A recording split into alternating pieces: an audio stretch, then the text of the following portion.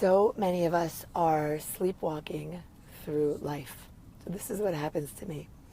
I go to the airport last night. You all know I was there. And they asked me where I'm going. So I say New York.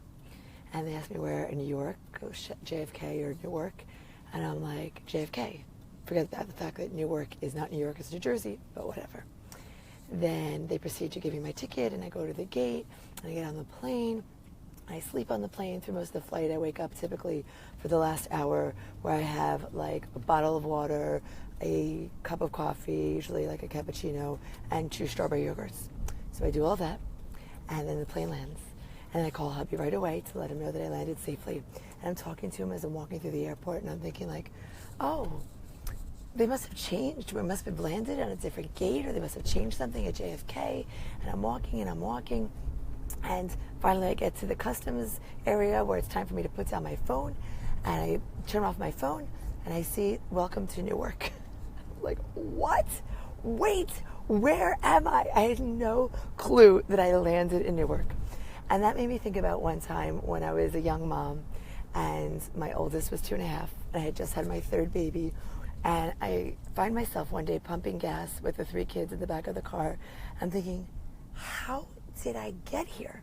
I literally don't even remember loading the kids up in the car, getting in the car, let alone driving to the gas station, and I'm standing there pumping gas.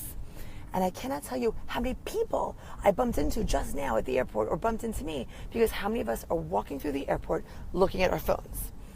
And we talk so much about unplugging for Friday night, unplugging for all of Shabbos.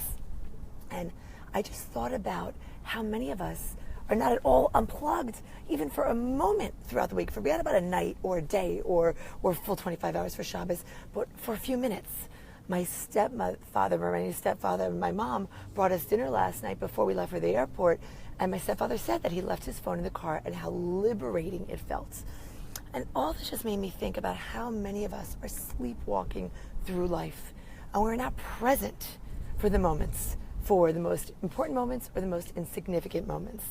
And I just was thinking like how much I do now on social media, and how much I just sometimes don't want to be behind the camera experiencing life. Just had that experience with my mother's wedding.